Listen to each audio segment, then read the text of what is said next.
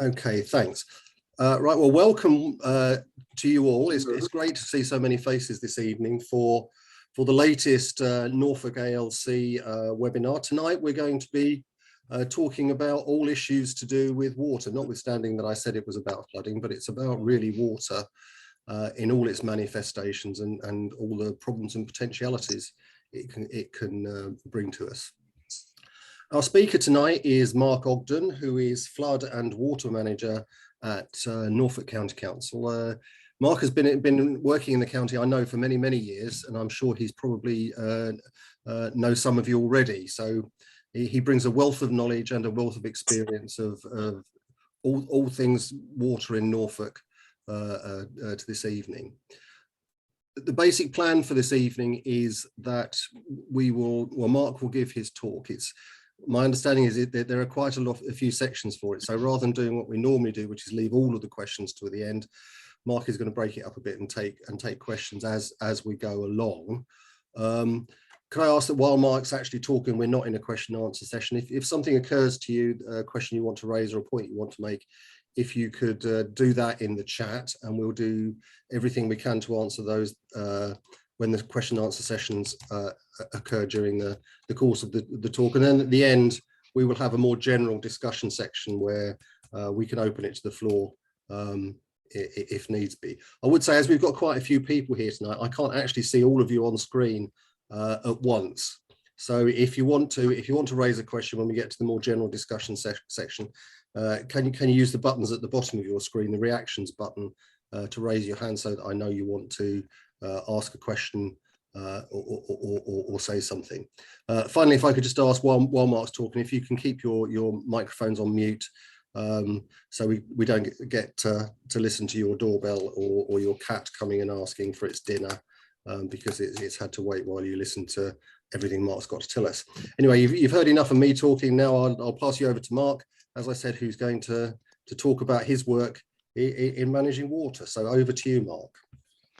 Thanks, Peter. And as you said, I've got quite a few slides to put up, but they are split in sections. So what I thought I'd do is I'd do a little bit of an intro and a bit of a brief history, just so that we're all on the same page about where we come from.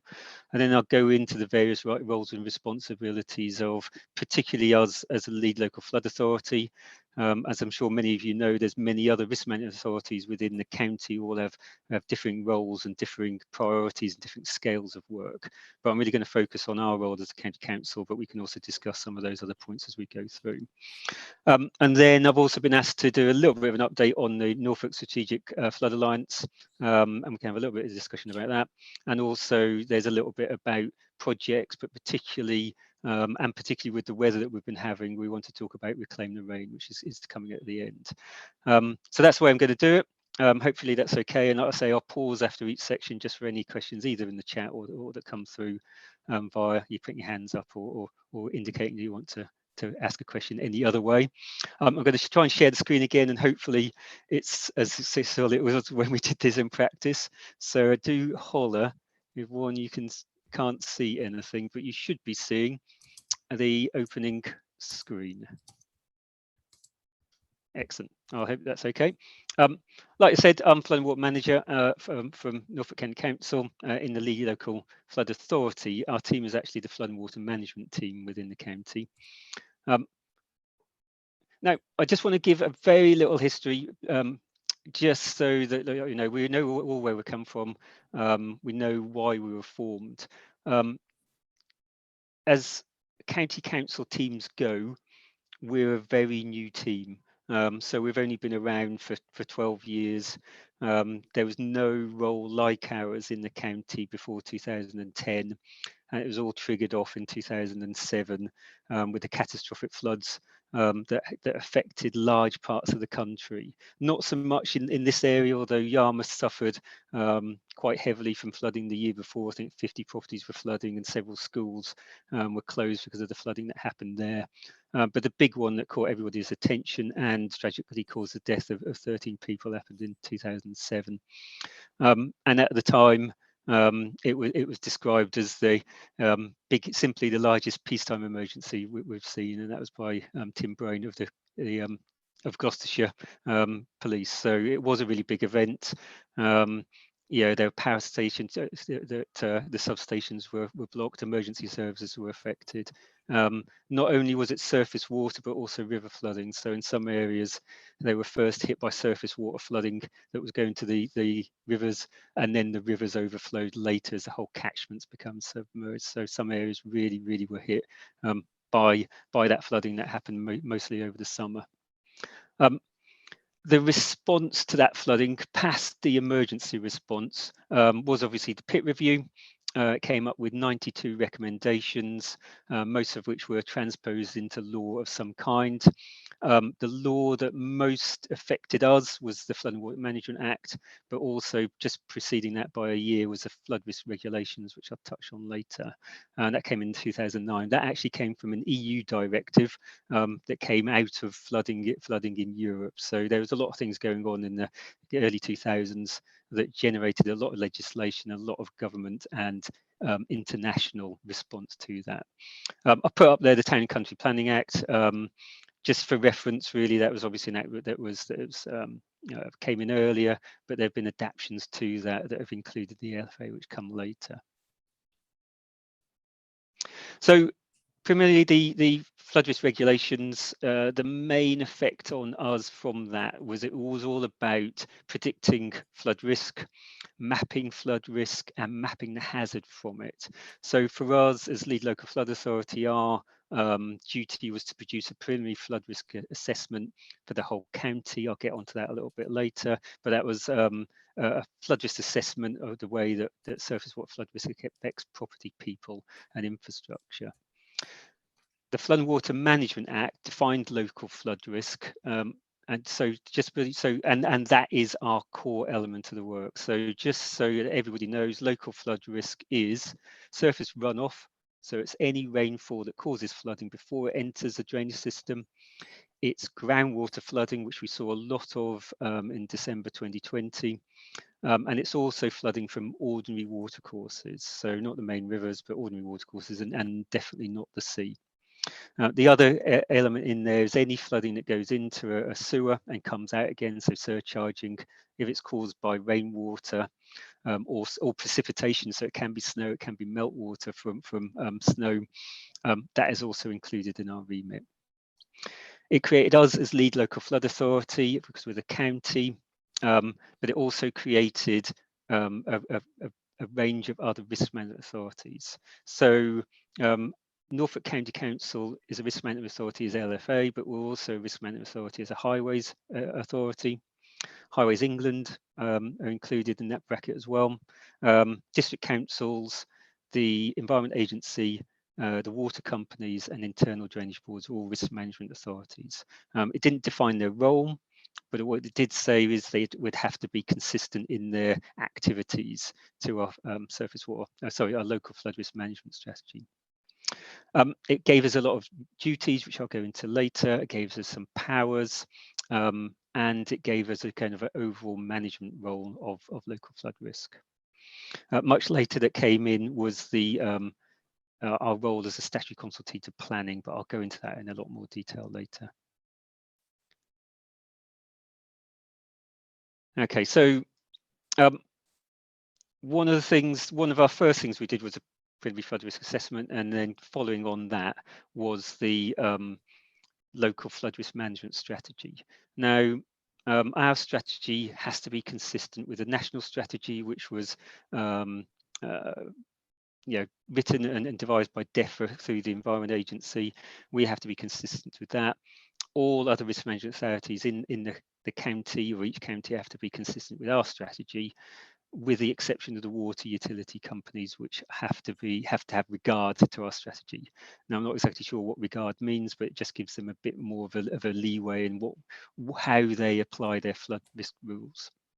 The strategy was completed in 2015. We've had a review of it recently, so we do a 5-year review of the strategies.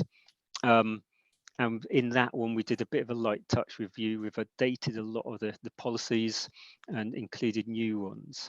One of the things we've found over the last 10 or so years is we're actually not only are we a new team, but we're a very fast-moving part of the service. So a lot of changes come through when climate change predictions are altered, and they seem to change every 2 or 3 years. The impacts of flooding or other weather-related conditions make a big impact on our role, obviously.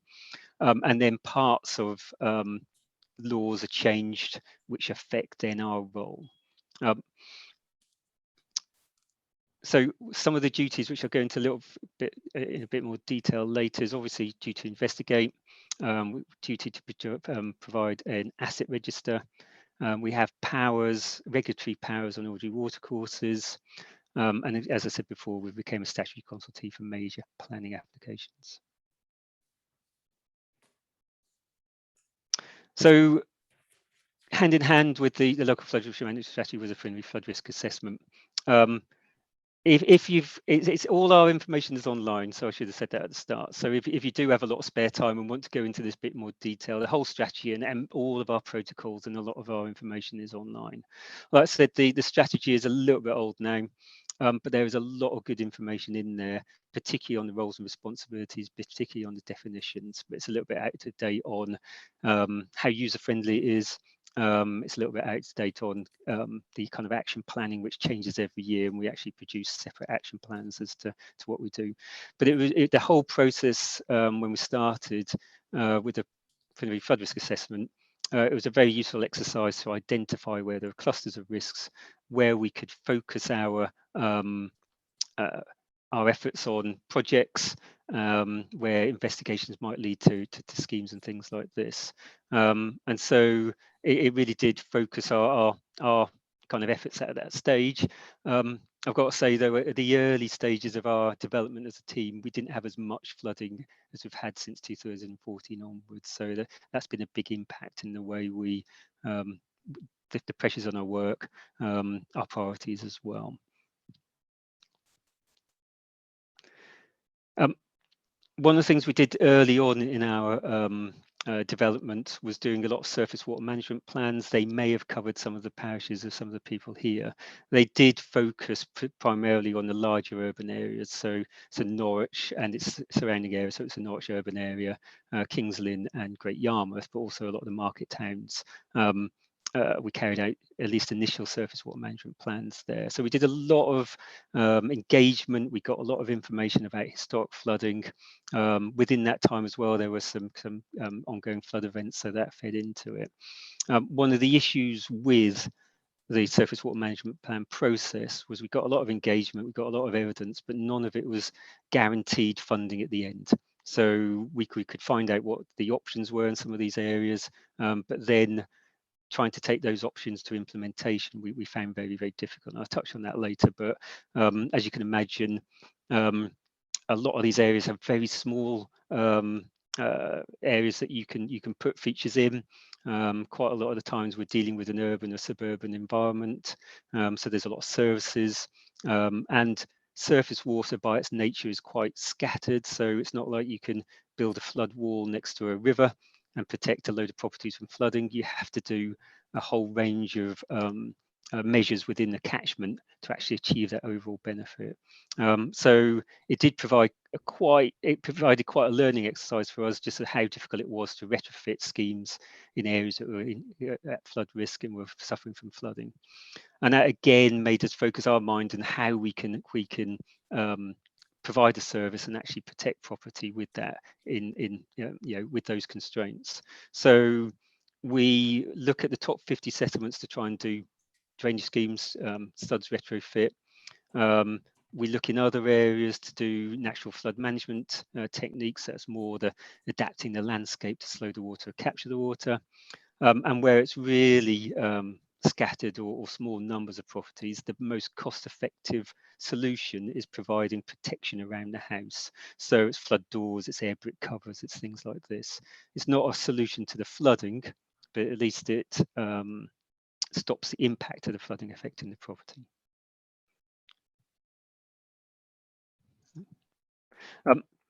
This is the last bit of this section, and usually it's a bit of a dry one, the strategy bit, so that's okay.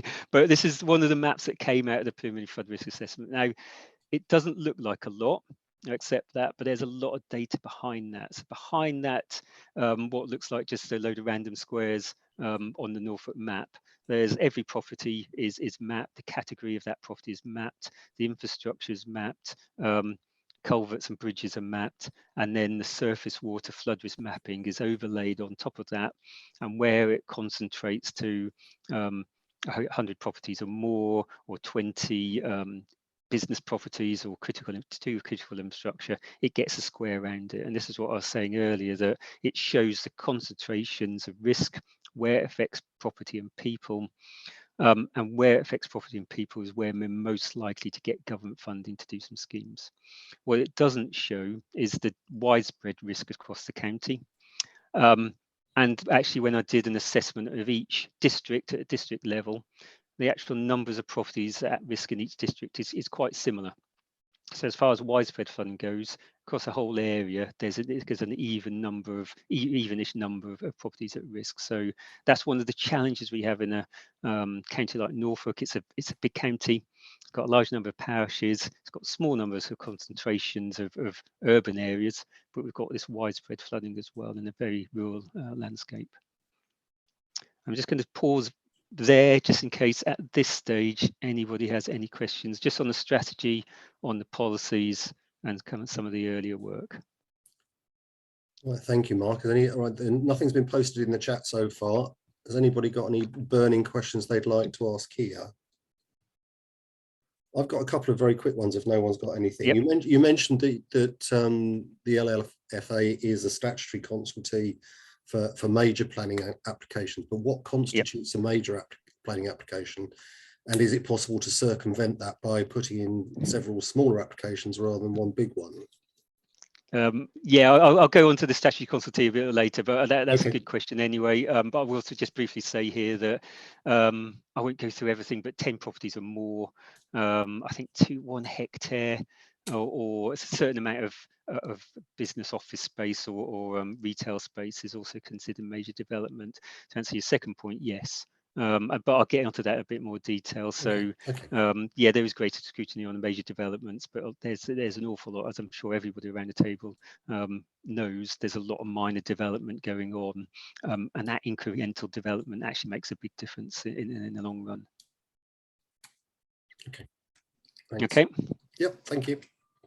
All right. So what I said is I'd go through kind of like the roles and responsibilities, and then where am I starting? So yeah, so I'd start on investigate flooding. Now,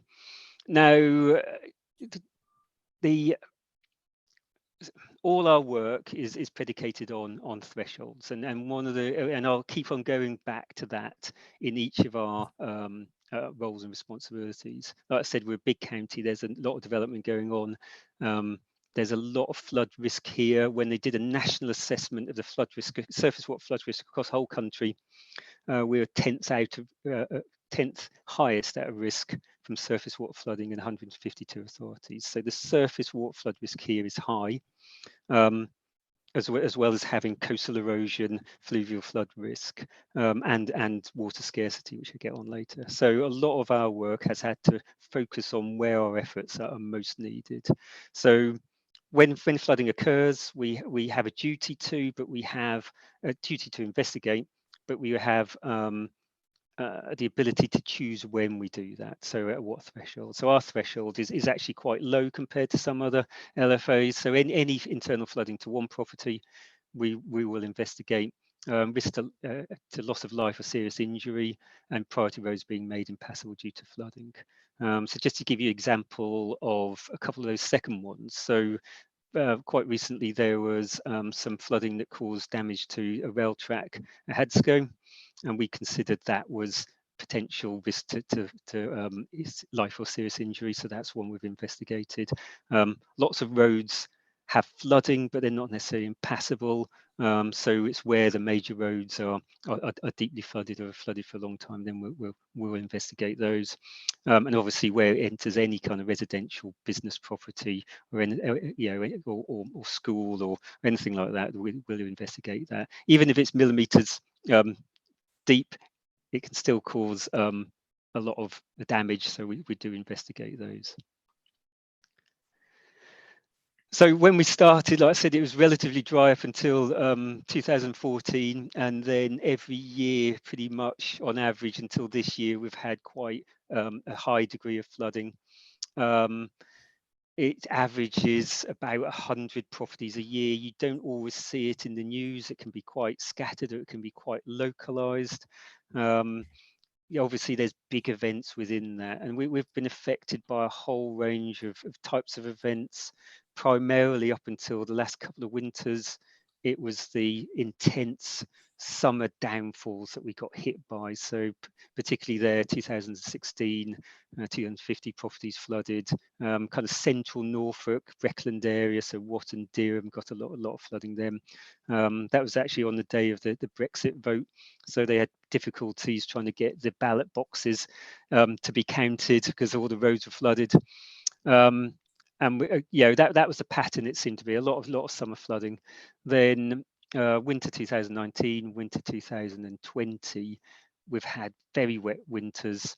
Groundwater levels have risen and stayed relatively high across the summer, and then raised again over 2020, 2022. And then we had rainfall just before Christmas, which had nowhere to go. So that's our biggest single event, December 2020, 350 properties flooded in a large area, mostly South Norfolk, Breckland, but then we also had groundwater issues, central Norfolk up to North Norfolk. Our duty is to investigate, so we will go out, and a big part of that time was going out to all the properties, all the communities, trying to gather that information. We have to verify it because it is a public report, so obviously we don't want to put any information in there which is incorrect, although it's very hard when you have 350 properties across, I think it's 120 settlements that got flooded. We have to assess the rainfall event, the local conditions, what organisations did on the actual day of the flooding, what they're planning to do, and within the reports we do make recommendations for actions and measures. And the main point there, and is at the end there, is these are just recommendations. The actual flood report doesn't have to make them legally, but we do because we think it's a good way of then generating schemes or works, but we don't have powers to enforce them. So it needs a lot of partnership working, not just with the organisations, but also local communities and also with parishes, which has been increasingly the case over the last few years. This is what it looks like in map form. That is from, I think, from the start of our time, every dot is a flood location. You can see some of the concentrations around the urban areas, but also you can see the large scatterings of flooding, particularly in the South Norfolk and central kind of area. And also quite a few, we had quite a bit of flooding in 2014 in the eastern area, sorry, in the west, in the Fens, which was quite a big surprise to us because that's not where any of our flood risk was showing up. So every year, the flooding, whatever happens, it's always, there's a similarity to it, but there's also a difference. Somewhere different will flood and somewhere else will get repeat flooding. So it certainly keeps us on toes, and certainly the numbers that we've had over the 6 years have been a huge focus for our team, just to try and get the flood investigations done. And then hopefully when the weather is a bit drier, we can get on more with the projects. So that's what it looks like. Everyone is logged. We do record external flooding as well, but because we don't put it in the flood investigation reports, I'm not showing it here. And also external flooding, one of the levers behind this is trying to get funding for projects, and so that's triggered by internal flooding as well. I could show endless pictures of flooding, but I've just came out with a few just to show a couple of different things. Yeah, you should never underestimate the speed or the depth of surface water flooding.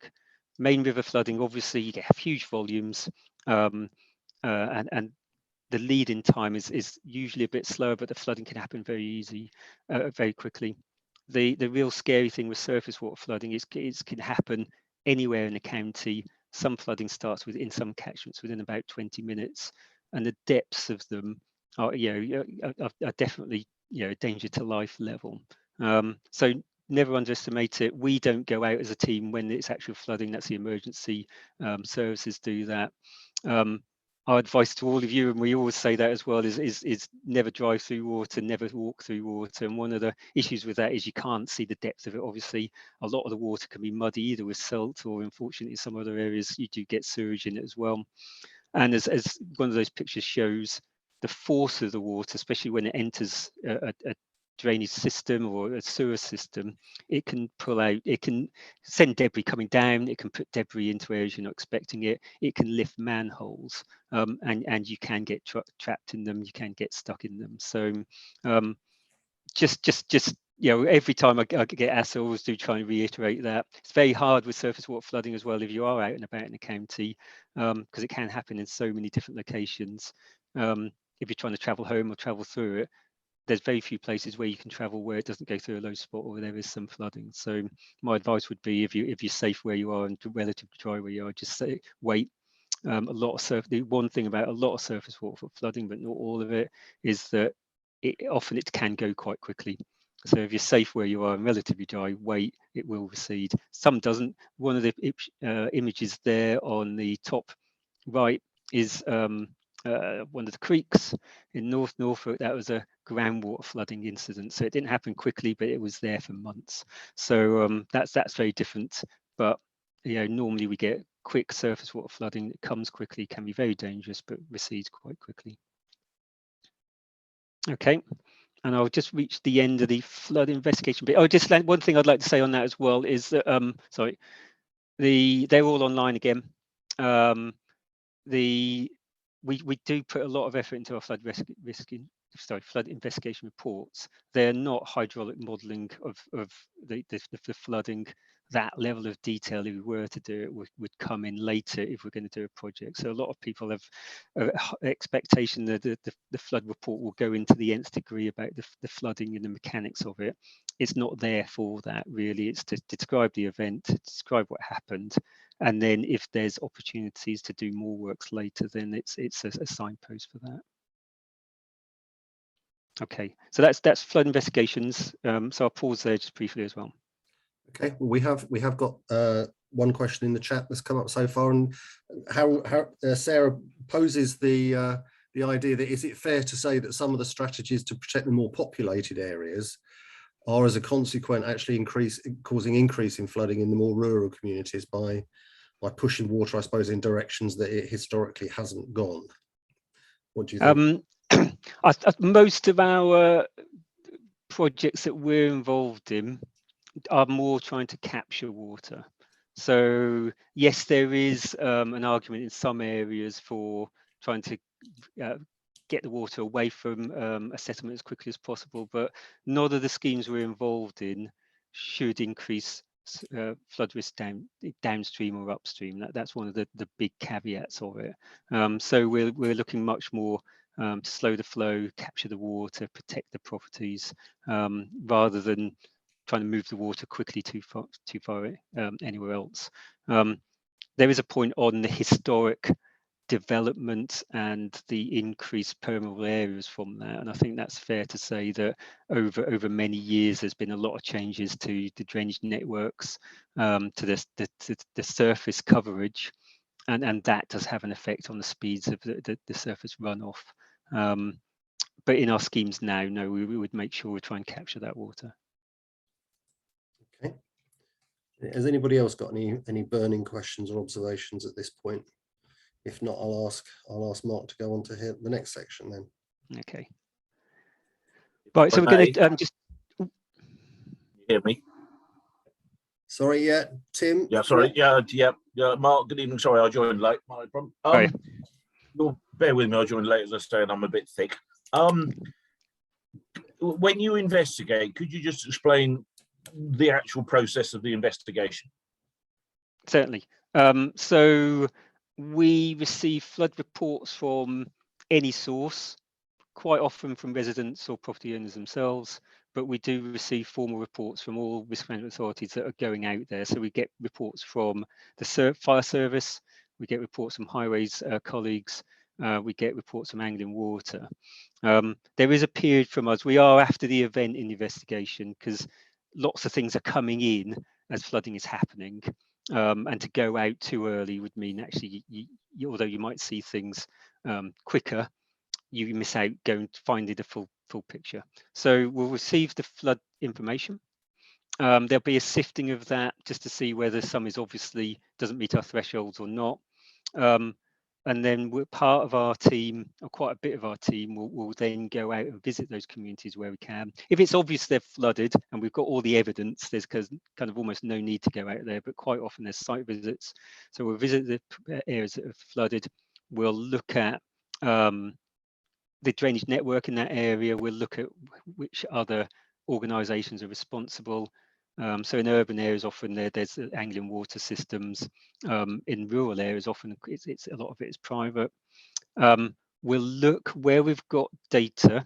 We will look at rain gauge information and river flow information if it's relevant, and then we'll start drafting the causes of it, and then the causes will lead on to the recommendations. Now, within that process, obviously, there's a lot of consultation with the people who got flooded and the communities as well. So, you know, a lot of the parish councils involved, a lot of the local district councillors and county councillors. When we drafted our report, that will also go through a period of consultation, first with the organisations that have either responded or will respond. Then it will go through the councillors, and then it will go through the residents again before being published online. So I hope that makes sense. So it is quite an undertaking. When we've got a really heavy year, reports take about 12 months to complete, just because of the number of reports we have to gather the data for, the amount of time we go out amongst all our other work. So we don't have a dedicated flood investigation team. We do have a flexible resource where we can bring in Environment Agency officers if they're not busy. We do have scope within the team sometimes for bringing in officers within the team, and we have other people going out, such as the highways teams. But we don't have a team we can just like throw in and do it 100%. So they have to balance all the other work that's going on at that same time. So they do take a long time, unfortunately, particularly when we have obviously 100, 200, 300 properties flood a year. Okay, thanks for that, Mark. We've had another question come up. Janine has asked whether if your assessment is that the current infrastructure can't deal with projected flood surface water issues, do you have any power or input into the planning process to stop larger developments being built? Or I suppose, and the corollary to that is if you do that, how effective is it?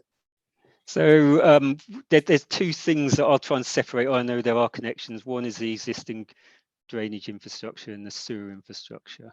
I'll talk about Anglian Water first. Their surface water sewers are designed, or hopefully will cope with a 1 in 20 storm.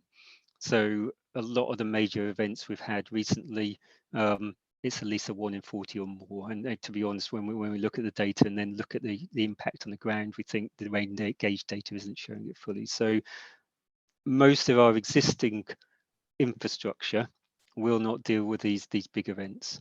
And some of those are set in statutes. So Anglian Water, if anything is over a 1 in 20, it's considered an act of God. Anything under it, they'll put it on their register, and they have then a remit to do some works.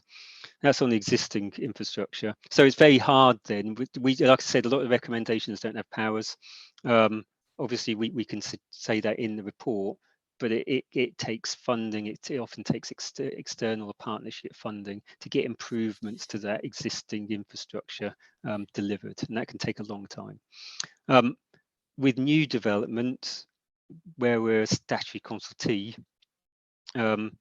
our advice, as long as it's taken by the LPAs, is that the new development must not increase flood risk downstream or upstream. So there are some difficulties in there, but I'll talk about that a little later.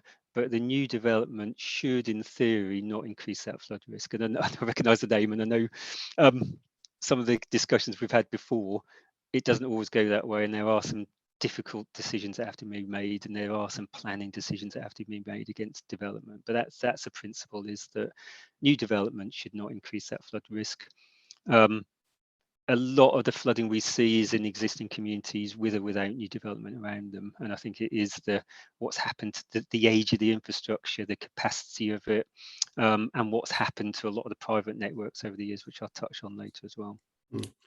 Presumably sitting alongside that is your advice about the impact of a new development is likely to be more effective if local communities or local individuals and parishes are backing up what you're saying by saying they're off, by themselves, commenting on a particular application to say, there are flooding issues, or there have been historic flooding issues in this area, and this new development might make it worse. That's likely to be more effective than if, say, you do it on your own, or the local residents or parishes do it on their own. Yeah.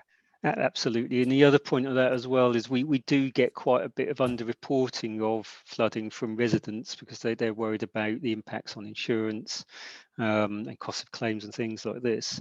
But without that evidence, we find it hard to argue about it to the developers and their consultants and the planning authorities that there's a real issue here. So one of the pleas always going out again is, if you know an area that has flooding and they haven't reported to us, we really can't do anything unless it's reported and investigated.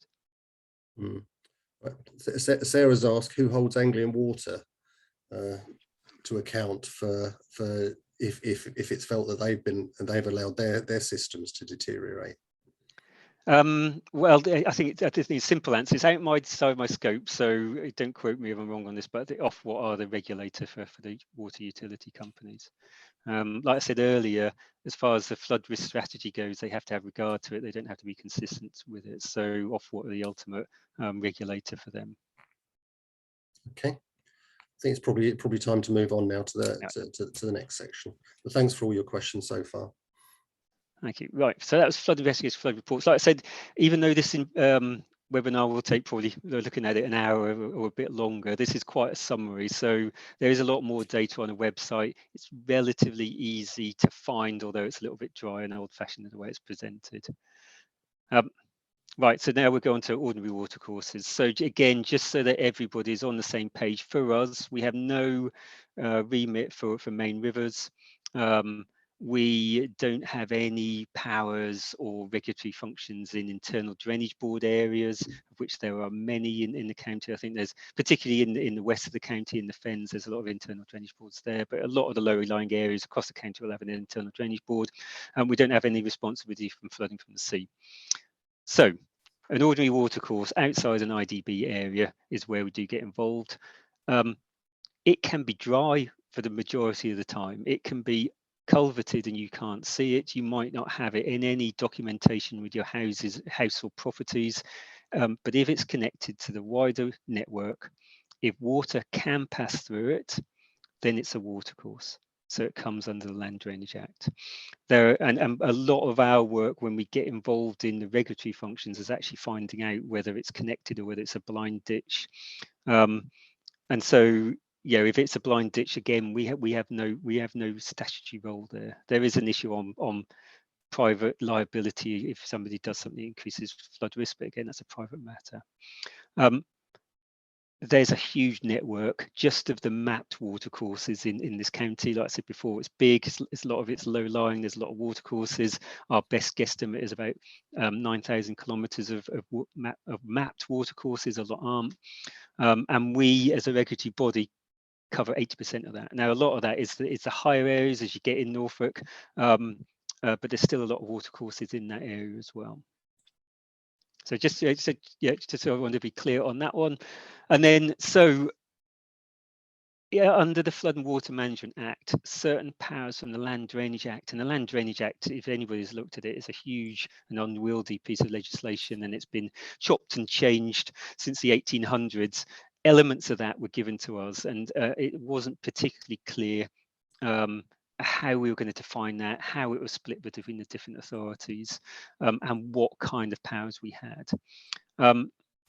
So one of the things I say is that outside the IDB areas are split between us and the district. So we have regulatory powers on consenting and enforcement. That's people putting culverts or blocking up watercourses, not maintaining watercourses to a certain level. So regulatory powers on that. The key thing, one is our thresholds for action, but also is this term which is proper flow. So there's a lot of watercourses that you can look at around the county. You think that doesn't look very good, it needs maintaining. Maybe the county council come in and enforce some action there. If it's got a proper flow, and by that we've understood that, and most of the other counties has understood that as the average flow you'd get in a year, then we wouldn't take any kind of enforcement action there. So unless it's causing obvious flooding or frequent flooding, it's very hard to enforce. But we do have those powers. We have used them occasionally, particularly where people put in structures or block watercourses. We feel we're on more solid ground for taking cases further. They can go to magistrates' courts, and we can do things like either enforce them to do the works of removing structures or do maintenance, or we can do it ourselves and recharge them. Like I said, as it says there, we try very hard not to. We try very much to negotiate with the landowners. We do come through our councillors, district councillors and parish councils who have more of the local knowledge to try and get a solution. We are working with the districts who have powers for doing maintenance, so they can go and do maintenance of watercourses if it meets their criteria for doing that. And there's quite a lot of issues that fall outside the regulatory route that might be and might be difficult for the landowners to actually do some maintenance, where the districts might look to use those powers and do it. But again, we apply our thresholds on that. We try to focus where there's obvious flood risk or obvious flooding, and partly that is the ability, if we were to take it to court and being successful, but also the size of the network is so big, we need to focus where it makes most difference. One thing I should have said at the start, but I'll say it now, is although you have all these authorities that can be involved in watercourse regulation, the only person responsible is the riparian owner. So any landowner or property owner that has a watercourse on or adjacent to their property, the ultimate responsibility is theirs. That's true for main rivers, it's true for drainage networks in IDB areas, and it's true for any other areas. So that's the ultimate responsibility. Some organisations receive money to do works on them, but again, that's permissive. They don't have to. They do it for either land drainage situations or for flood risk alleviation. But the ultimate responsibility in any watercourse is riparian. You often get in developments, not just you, through all ages, if watercourses are left, there can be between plots of land that's in the land registry. So a lot of people, when we go to speak to them, say, no, this is my plot of land in land registry. The watercourse is the other side of it, it's somebody else's. With riparian responsibilities, you'd still be responsible for that watercourse, because unless it can be proved otherwise, where it can't be shown, you're assumed to be the riparian owner for that watercourse. And quite a lot of developments, the way they've subdivided it, often they leave the watercourse without any obvious owner. And the reason for that, the law saying you would still be responsible for it, so they just don't get left and it becomes a no man's land, which often, unfortunately, in practice, quite a few can be. The issues with the watercourses, I think a lot of people will know. There's a number of organisations that have different levels of powers, different levels of resources, funding that they can access or not. On one watercourse, on one catchment rather, you can have multiple organisations. But also you'll have even more riparian owners. And this is particularly true in the urban, the suburban areas, where you could have a whole row of houses, each have a 10, 20 metre section of watercourse. and it only takes 1 or 2 people not to maintain that, and then you've got a problem for the whole area. And they're ones that are particularly hard to resolve, and I think that's an area where, working with districts, we could do a bit more proactive work to do some works there, where it's really difficult to get a whole stretch of watercourse done when it's got so many different owners. The other thing that particularly came out in the flood investigation reports from 2020 was the amount of undersized culverts that have been put in small or relatively small developments that are supposedly taking drainage from a large rural catchment. Now, a lot of blame was put on the actual watercourses up and downstream of development, but when you looked at the size of the culverts that water was trying to pass through, usually in the backs of people's gardens that people were just completely unaware of, they are completely inadequate. Unfortunately, again, it's not something that we can enforce. We can't force property owners to take out the culverts if it's was constructed in a completely different age and a different time with different regulatory functions then. And so that's something where we'd either try and look again to slow up the water before it gets to the properties, or in some cases we've worked with some very good landowners and property owners where they've opened up the water courses and increased the culvert size just to get the water away. So just a point I'd say to everybody as well, it's not necessarily what you can see when flooding occurs, it's what you can't see. And often the culverting often is piecemeal, different size culverts, not necessarily joined well together. They're often, not always, but often where the real issue comes out.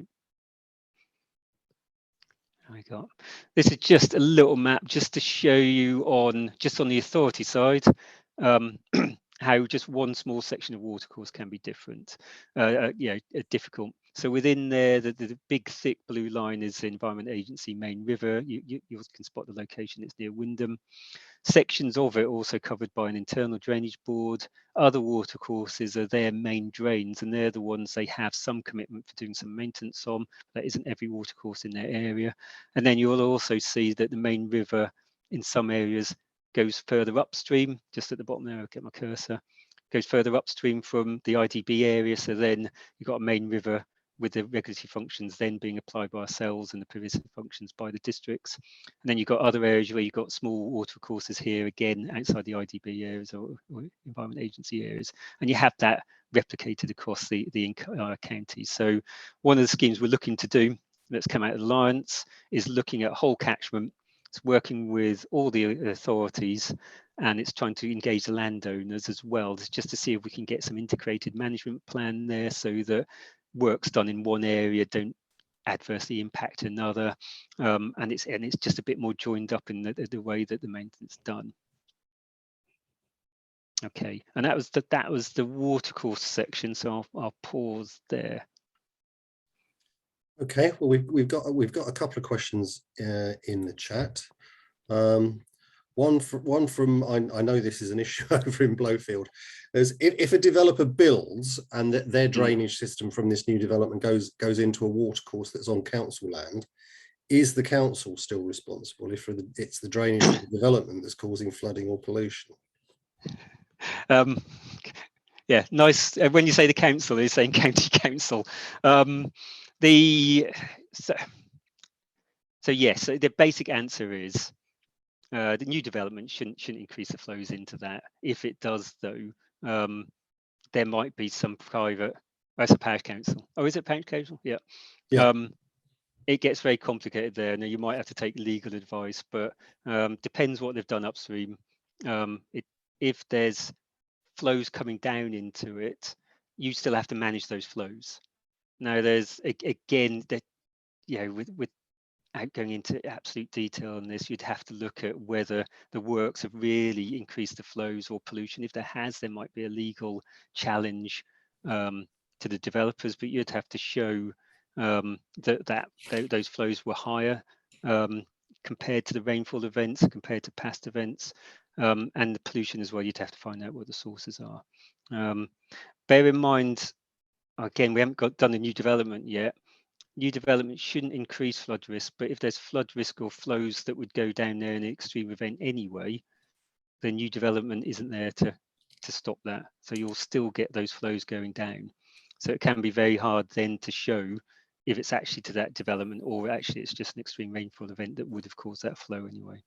I think I know a little bit about that one, so I won't say too much. Yeah.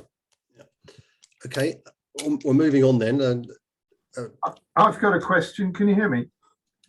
Yep. Yeah, sorry. I can hear. I tried to send something in chat. It's not working for some reason. Yeah. I get involved with flood risk assessment sometimes, and one of the things I find is sometimes information from the Environment Agency is wrong. Quite simply, they don't understand groundwater. The extent of their surveys haven't shown up the problems, and very often you find yourself building in a place, or you see where development's going on where it shouldn't. Can we approach you if we have this problem, even on a marker application? So groundwater, as you probably know, is notoriously difficult to predict, and also notoriously difficult to deal with when you do have issues. We don't have, it depends on the development. If it's a minor one, then we don't have a statutory function. We do give informal advice to the LPA, the local planning authority. So it's, and again, all things like that would be best to go through the local planning authority, because all of that data is then made public. And one of the things that we're always stressing is that any advice we give, unless it's paid private advice, is actually part of the public record. So definitely go to the local planning authority if they wish, and suggest they approach us. I'm not sure what information we can give on that as to what evidence we have, because our data on groundwater is not good. We do rely on Anglian Water for their information on groundwater, and also the Environment Agency as well. So it might be that we just wouldn't have any evidence there. But that'd be the process if you've got a particular issue. Can I just come back with a supplementary? Firstly, our local planning authority doesn't have anybody anymore who is trained in flood risk. But the second thing is they do rely on the Environment Agency. Yeah. And it's very frustrating, because the other thing is the Environment Agency don't seem to understand the difference between a drain and, for instance, the way a drain behaves in chalk aquifers, because one is exactly opposite to the other. And there's all sorts of issues we have, and we have nobody to talk to when we have these issues. And it's very frustrating. I'm sorry, I know you can't fix anything overnight, but if we had a reason to ring you or contact you with something like this where we have a problem, can we do so? So you can certainly try. The only issue I'd have is that I don't know whether we'd have the evidence to help you. If you've got a problem of an organisation that you're not probably getting with the service that you'd want from them, then what I suggest is you try and contact the Alliance, which I'll talk about a little bit later as well. And the Alliance is a group of all the risk management authorities in the county, and it's chaired by Lord Dannett. And it can just swing a bit of weight if you don't think you're getting the right service from the right authority.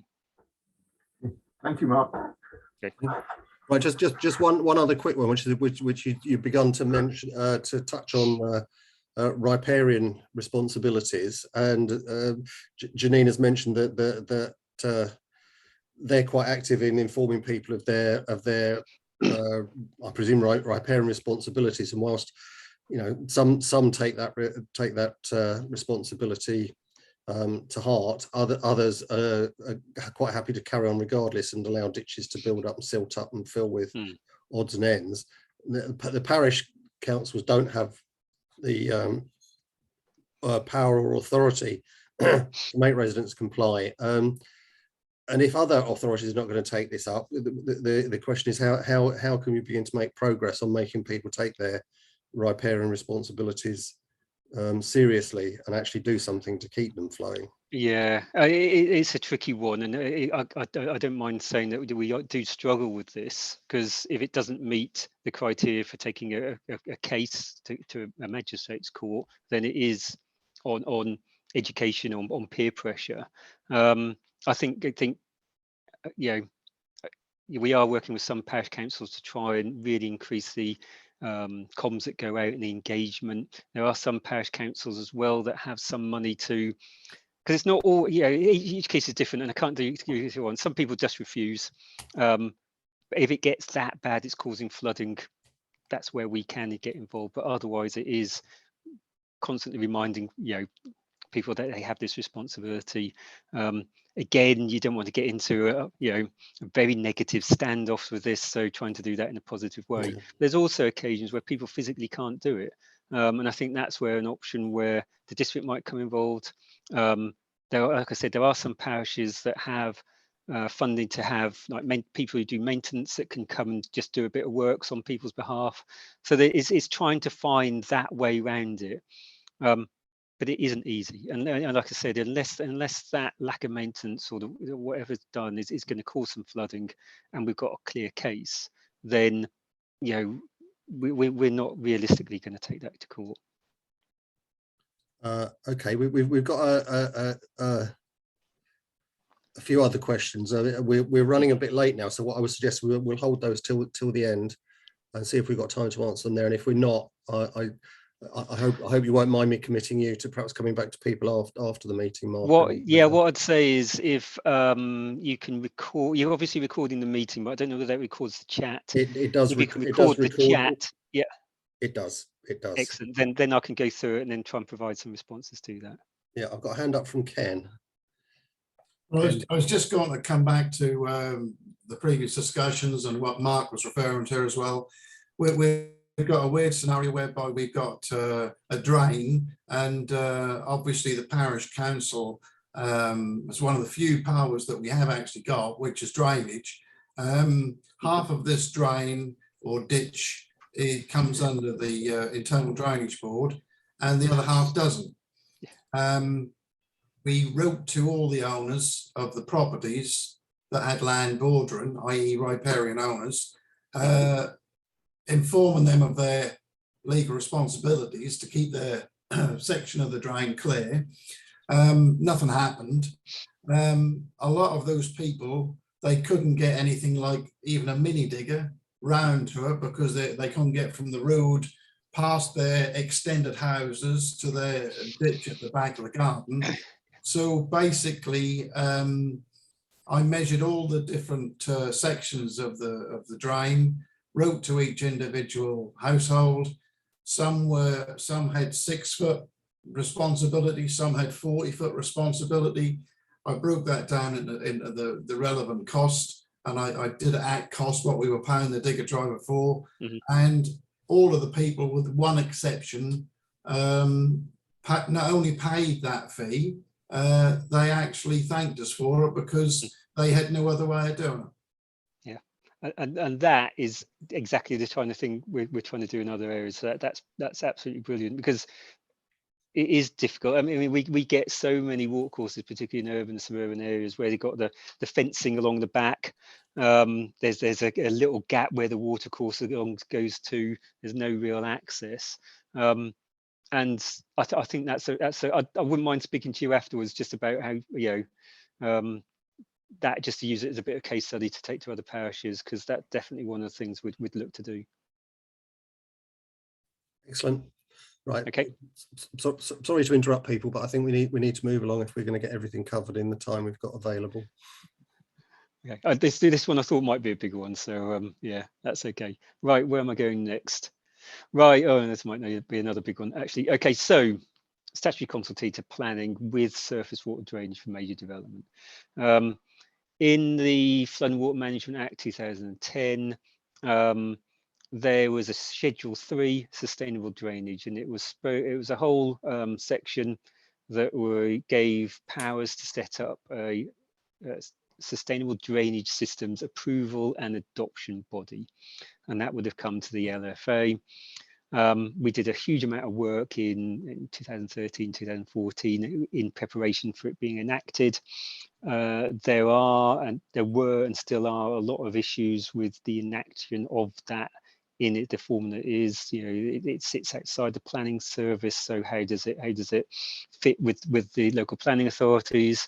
It would need an awful lot of resource from the counties, not just to do the approvals, but then you have an adoption and a liability for the maintenance going forward. How would you fund that? How would you actually manage that?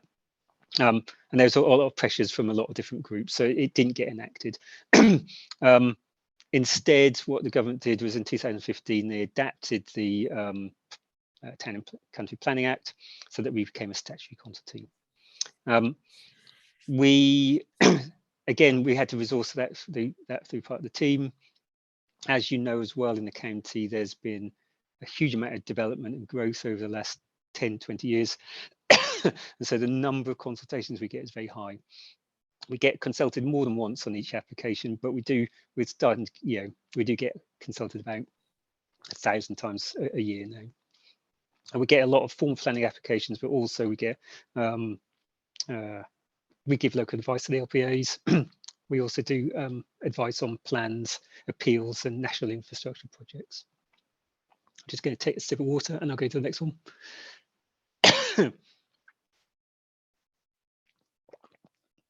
So, other things we've said before, we don't have a statutory role for minor development. We do provide standing advice. We do speak to the LPAs informally. For a major development, we have to provide either no comment, standing advice, no objection, objection.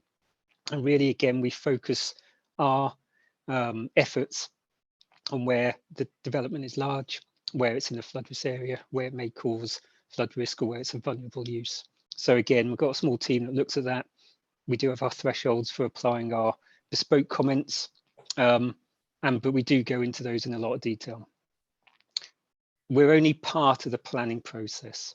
We do get involved in the site allocations at the start, but of course, a lot of sites can come through wind form. They don't have to be allocated.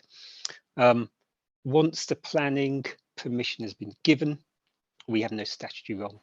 So the way that it's built and maintained, or who maintains it, we don't have a role in that process.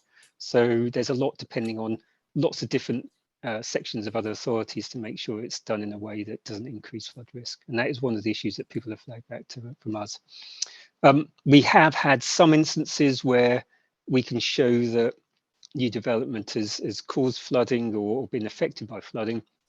The ones I can remember that I was involved in, often it was where the site was left unmaintained, so they didn't clean out the systems before they left. So a lot of the drainage network had silt and rubble in, so it wasn't working effectively. One of the other issues we've had, and again, it's something which we can give advice on, but we don't get actively involved in. A lot of these sites are big, a lot of the housing development is big around the county. They take numbers of years to actually be built out. In that time, a lot of the topsoil and vegetation cover is stripped off. The drainage infrastructure isn't complete, so it's not working properly. And so we have had a number of building sites flood while it's still in development. And that's a very difficult one, because obviously it's as you know, from a building site, there's lots going on, there's lots that has to be done. It's usually all finished off at the end, but we are trying to advise or give more advice on the way the sites are managed during construction to make them less vulnerable to surface water flooding or increased siltation going into the network or water courses. And the increased runoff just because of the way a building site is set up. That can happen both in the summer when, again, all the land is very, very hard, or in the winter when it's already waterlogged and they're still working as much as they can in those areas. So that is an issue that we've identified, but it is a difficult one on these sites where the pressure is to get the development completed. And then a lot of the things will only work properly when it's actually the whole thing is signed off at the end. Okay, right. So planning consultations, this probably won't come as any surprise to you as well. Every consultation we get is there on a map. It shows the vast amount of construction and development that's going on, big a lot along the A11 corridor, but there's very few places that don't have planning. This is just major planning. I don't have the data for minor, which again will be huge in its own right. And again, a lot around the market towns. and the kind of west corridor up north and south on King's Lynn. So a lot of development going on. With that comes big infrastructure projects as well, road building and bridge building, which we do comment on as well. And I'll leave it there for any comments. I suppose the general comment I could make here is something that's come up obliquely in the chat, and I know it's come up on many other occasions in lots of different forums. It is just people's frustration with the planning system generally, and the general feeling of powerlessness, I suppose, that people have to have any really genuine impact into decisions on development. Yeah. Do you know if there's anything around issues around flooding and water management that's, because I know the government have said that they're considering overhauling the planning system, but do you know if there's anything development wise on the? They have. There's a couple of things I can comment on. There was a consultation done on planning a while back, but I haven't seen the outcomes of that, so I don't know where that went. They are looking again. They are doing a review of the Schedule 3, the SUDS approval and adoption body. So there's a lot going on in politics, obviously, now, and we don't know which way it's going to go. We never do, really. The current plan is, so they're reviewing that power. They are going to report back to ministers, I think, in September, and then all going through smoothly. There might be an announcement in October. What that will look like, what it will recommend, I don't know at this stage, but yeah, I think it's be fair to say it's an issue for us, because like I said in the previous slides, we get involved in a tiny segment of it, and we do work very hard on making sure our advice goes to the LPAs that, you know, the development as it's designed should not increase flood risk. It should have all the new standards with SUDS. It should, increase or have biodiversity net gain. It should have water quality elements to it. So we're pushing on all those. But again, it's a small segment of the overall process. Mm-hmm. And it is a big system to overhaul. Yeah. Has lots of momentum and history, and that's pushing it in a particular direction. Right. Has anybody else got any questions or observations on the last section that Mark's done? If not, yeah, I have one quick one. It's just clarification, Peter.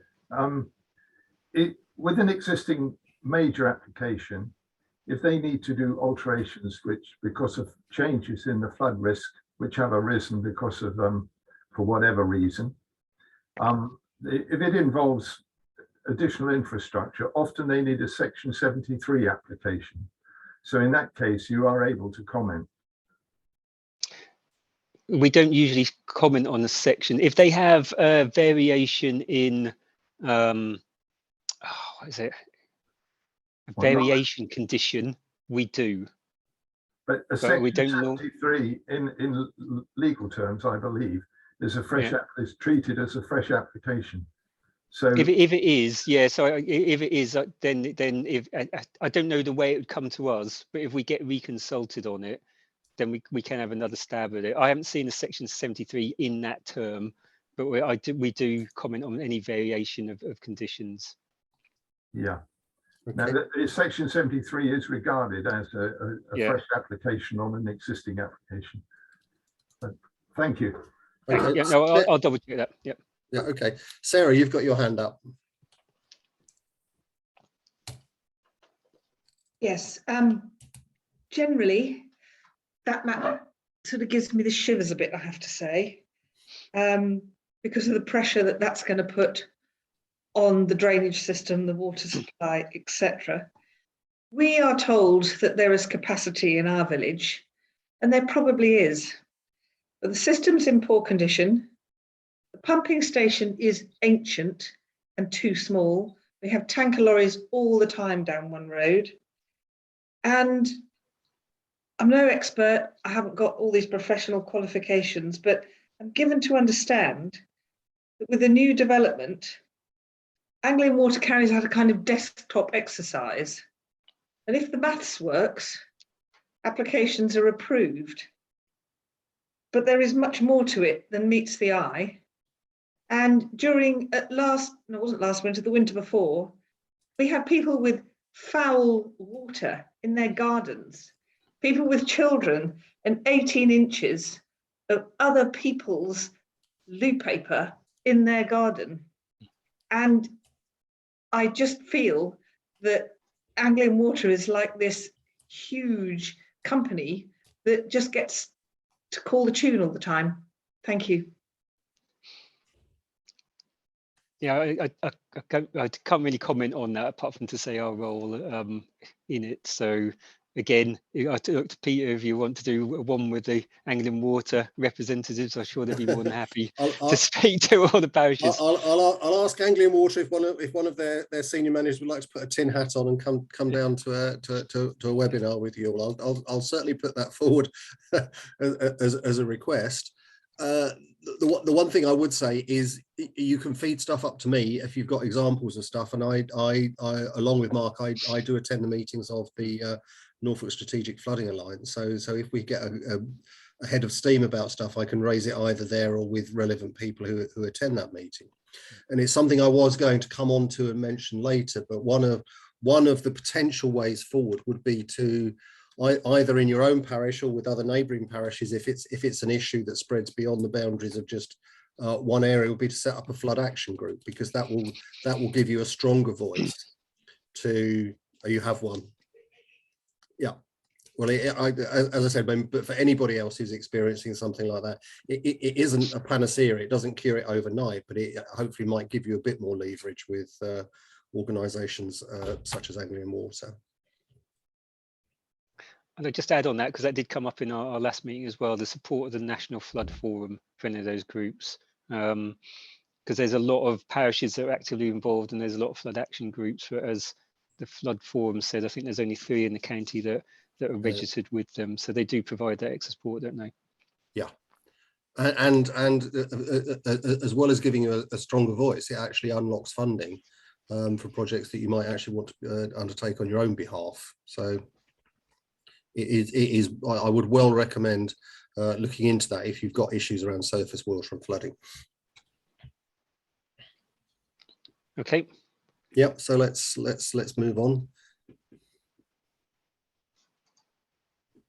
Right, and it's almost like you set it up. We are getting to the end of the slides now, so again, there's a huge amount more that we could speak about. Haven't really gone into the details about the projects that we're doing at the moment in any great detail, but a lot were generated from the flooding that happened in 2020, as well as some ones before that came out of the preliminary flood risk assessment. So on the Norfolk Strategic Flood Alliance, this was a major event for Norfolk, and it rightly triggered a political response, which was part of it was the creation of the alliance.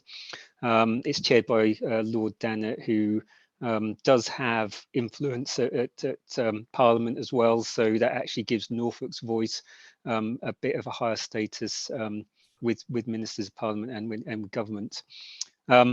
It came together quite quickly after the flooding in December 2020. It involves representatives from every risk management authority in the county and some others as well. So there are some kind of biggish players that aren't risk management authorities for surface water flooding. So Broads Authority involved, Coast Partnership East, Water Resources East, which are looking at water supply issues as well as flooding. So they're all there, and sorry, Norfolk Rivers Trust are also there. So it's a good forum. It's got influence and it's got the ears of the right people. It's not a magic bullet, but it's definitely has caused some some working together and influence as well. The other thing it did was the county council actually took some of its reserve, and over 4 years it's put £1.5 million in for flood risk work and drainage work. Now that's split up among lots of different projects across the county, so you see a lot of small schemes in there, a lot of surveying work, a lot of cleansing work going on by the highways teams, but also you'll see it supporting a lot of the bigger schemes, or the tricky priority schemes, which are in the tranches which I'll come to. I'm not going to go through them all, but I will mention. So some of the things that they've done was having this one number, so a number hosted by County Council that everybody can report to, and if it isn't relevant for us, it will be signposted on to the right organisation. We've made changes to the website as the way we provide information, and we have comms information going out more as well. So we do have regular campaigns through social media for those who use it, but also we did, and I know it didn't go to every household, but we did send out enough leaflets with the flood numbers and advice to every household in the county. It might be something we repeat in smaller measures later. The Alliance also includes not just the risk management authorities that are working on like schemes, but also involves all the emergency services, the resilience officers, and they had these regular exercises. I think there's another one coming up this autumn as well on responses to flooding. So it keeps everybody's mind looking at flood events, how we respond to them, as well as long-time projects. We have now 28 priority sites across Norfolk, which were put in 2 tranches suggested by various parties. I think the one common factor between them all, because they are varying different sizes, was the difficulty of getting a resolution in there and the need for a multi-agency response. So some of you might be in those tranches and I've spoken to you about them. It's a good method for getting the partners all working together. It doesn't come with solutions and funding for it. Part of the process that we're having to go through and have gone through before is to try and come up with funded solutions and then try and seek that external funding or funding from some source to actually get a solution in there. So like I said, again, it's not a magic bullet. It gets all the right people working together, focused on these priorities as well as the other ones they're looking at. And it feeds up to the Alliance, which then feeds up to government. So it gives us a bit more of a voice where it's needed.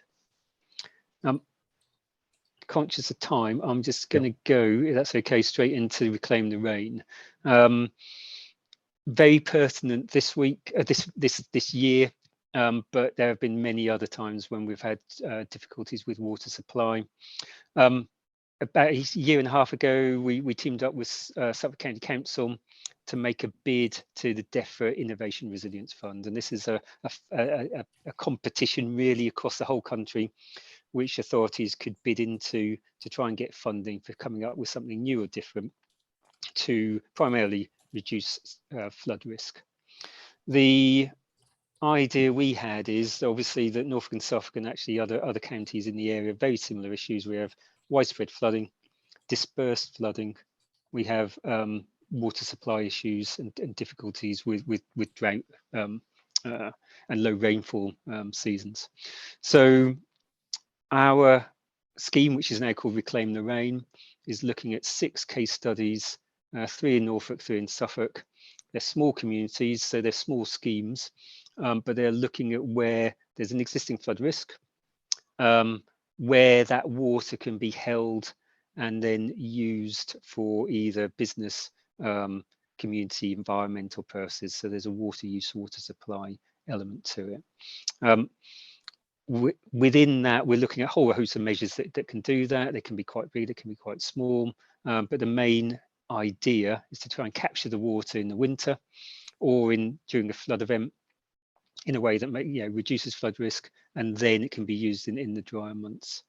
It is small scale. I was watching Look East last night, I think it was, where there's a rep from the NFU saying how this is an issue across the whole region, and the scale of the water that's needed or the water that's lost is huge. But this is our small bit looking at surface water flooding, where we hopefully will come up with some good examples, work with some very proactive communities, and have some case studies that we can then replicate in certain areas across the county, because the issues that we're facing, both with heat, drought, flooding, and a whole host of other things, it isn't going to go away. It's something that we need to be more resilient to as individuals, as communities, businesses in the county. I just flick to the last one. I haven't got some great photos, but hopefully one of the things we'll do as part of this project is come up with some much better case studies. So just showing the different scales of what we might do. There's an attenuation basin there on the left.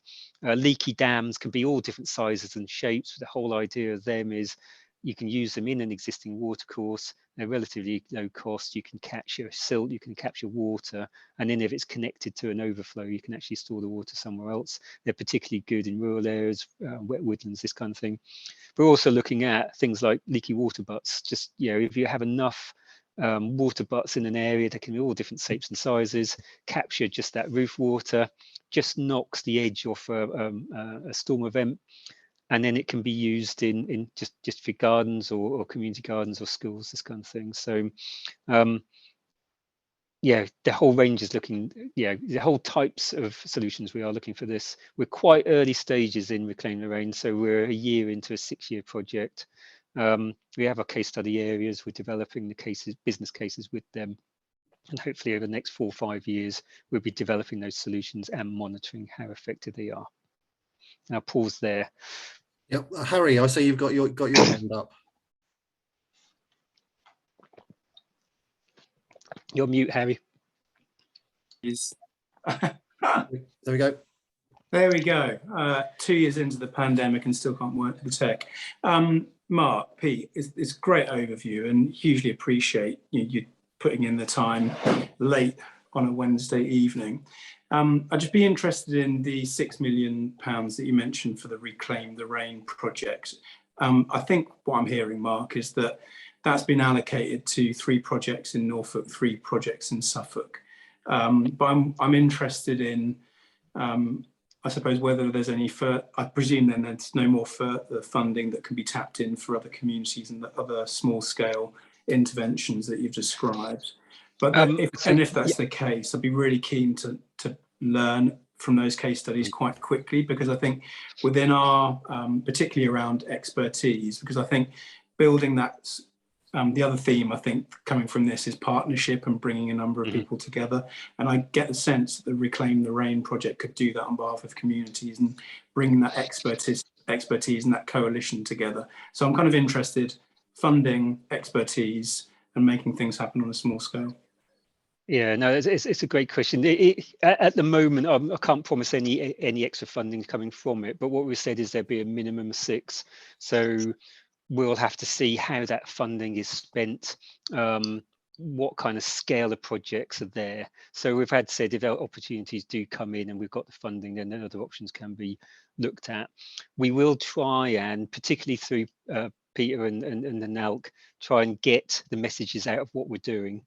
But also we do have, I haven't got their contact details here, which I'll put afterwards. We've set up a team that will do Reclaim the Rain. There's a small team in Norfolk in Suffolk, and I can put on afterwards their contact details. If there's any particular issues or information you'd want from them, then you have a chat with them. You know, so one of this thing really is getting good case studies, really explaining the successes or failures of them, and then trying to get that encouragement in other communities to try and do similar. So yeah, very keen to do that, but I'll kind of give you those contact details and then maybe contact the officers directly. Yeah, Appreciate it, Mark. Thank you. We'll make sure that we, as part of the paperwork that we put up on our website after this event, we'll make sure that those contact details go up and get circulated to people who came along tonight. And of course, if there's no reason why some of that learning or indeed knowledge and experience that people already have about trying to hold back water into the environment and making more use of it rather than just trying to get rid of it into the nearest water course couldn't be funded by perhaps some of the pots of funding that might be available through the National Flood Forum. If you set up a flood action group, you know, there are still some pots of money out there, pots of funding that could be used for that sort of thing. But of course, we do want to share the experience and learning as widely as possible. Okay, I'm very conscious that we're getting quite close to the projected end of tonight. There are a number of observations, things that people have raised in the chat that, as I said before, I will pass on to Mark, and we'll do everything we can to address those or point people or put them in touch with somebody who might be able to help to move some of your concerns and issues along. But has anybody got anything else they would like to raise at this point?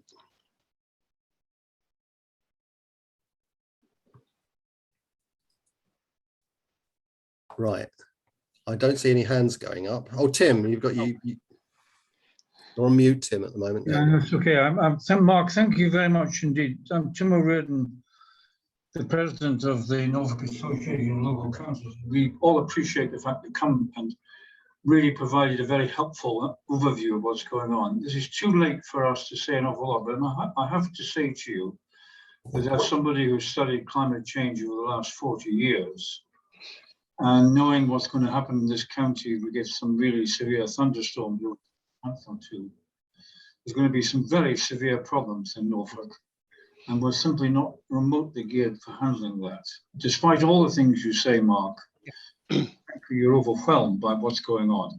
The resources you have, the capacity you have to change planning, the amount of non-permeable drainage which is being created, the large amounts of extra flooding which is being generated locally and regionally by the way we're changing our land, is simply not brought into any kind of coordinated package. And we will find ourselves in some very severe flooding episodes over the next year or two. And when that happens, we'll start all over again, going through what is the role of the local councils, what's the role of the planning system, what is the role of landowners and riparian managers.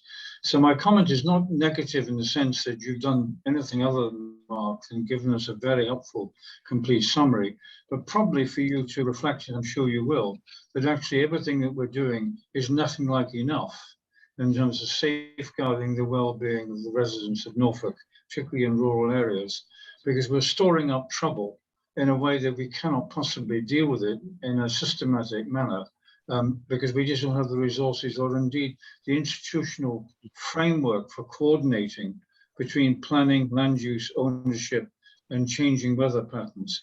And so I think one of the things I'd like to work with the councils, parish and town councils, is some form of flood alert system, so we can have a look at the drainage schemes which are going on around us to see where the danger spots are, to help you and your team, Mark, be better prepared for what is inevitably going to be some trouble in the next year or two. I can guarantee even before the end of this year, but certainly by the end of the spring, there will be some severe flooding in Norfolk, particularly in the context of this very dry ground filled with detritus. Everywhere you walk nowadays, the place is absolutely packed with rubbish. It's nothing to do with anyone, but these are the conditions which give rise to maximum danger when it comes to heavy rainfall. So one of my pleas is that we will work with the Norfolk Association of Local Councils and encourage councils to look for hotspots where we can actually help you, Mark, and your teams and the planning teams and the local planning authorities to be a little bit better prepared for the kinds of schemes that you're talking about in your Crane Lorraine and in the sustainable damage drainage systems, so we can make a little bit more effort in advance and not get ourselves caught out, as I'm afraid we inevitably will if we don't do all of this work in the next 6 to 9 months. But it's a wonderful session, and I really appreciate both Pete setting this up and for you to give your very helpful insight. And I know you probably feel the same way as I do, but you're not in a position to say so, and I don't blame you if you don't say anything. But thank you very much. Thanks for that, Tim. That's really helpful. And just to pick up what Tim was saying, and I've mentioned before about flood action groups, where parishes can come together, groups can come together, but it's also worth pointing out there is a place for individuals in this as well, and we are looking for individual champions. I had hoped to have Charles Carter from the Norfolk Resilience Forum along this evening to talk something about how individuals and groups can become involved. But if anybody's interested in setting up a flood action group, or indeed becoming an individual sort of champion for water, then do please pass your details along to me, and I'll pass those along to Charlie, and hopefully we can try and take that forward. One other thing is we had a few examples of good practice of things that people have done to alleviate some local problems. If you have more examples like that, do please pass them along to me and Mark, because we would like to share them as widely as possible, because I think we all need to learn from each other about things that are done.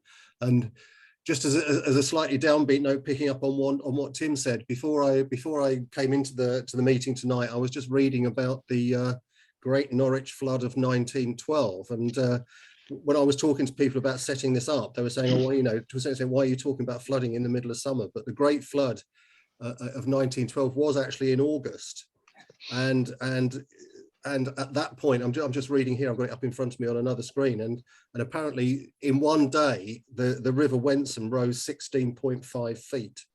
there was so much water came down, 7.5 inches of rain in 24 hours. And to put that in context, I think I was probably listening to the same radio broadcast that Mark was this morning, and there was a local farmer on there and local meteorologist saying that actually since the beginning of June across East Anglia, we've had less than half an inch of rain. So you can imagine the effect of 7.5 inches of rain falling in 24 hours on baked grounds. Anyway, if I can just, on behalf of all of you, I think it's time now for us to wind up. I can say thank you very much to you all for giving up your time this evening. I know it's been a lovely evening out there, and you've had to come inside and sit watching me and Mark on the screen. But thank you very much for your time, for your attention, and hopefully keep your eyes out. There's a whole string of these webinars we are organising through Norfolk ALC on a number of different subjects, and we would love to have you here to discuss some of the issues and share good practice. So I'll now let you all go and enjoy the rest of your evening, and thank you very much again. Thank you, Pete, and thank you all. Thank you.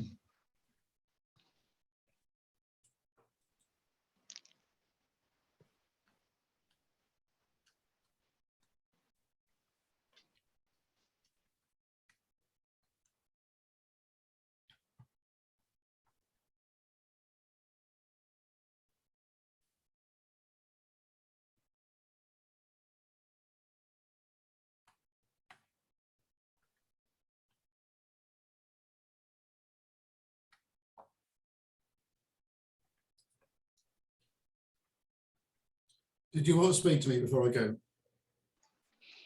I wasn't planning to. I don't know. Mark might want to have a chat with you, Ken, but I was going to just say that I would have passed your contact details along to Mark, because I know I got the impression that I think it'd be useful for you to have a chat. And if you're putting together a case study of the work you did around the sort of the ditch issues, the riparian issues, then I think that's something that I'd quite like to capture as well, and put on our website for people. Yeah, well, you're welcome to pass my details on to Mark. I assume you've got my details. Well, I haven't got them to hand, so I'm on your NALC mailing list. Okay, good. I will go and look for you there then. If you look at Ken Bottrell, you'll find me. Yeah, I have to say I sort of assumed that. So pass that on to, and I met with you at Hemsby, was it?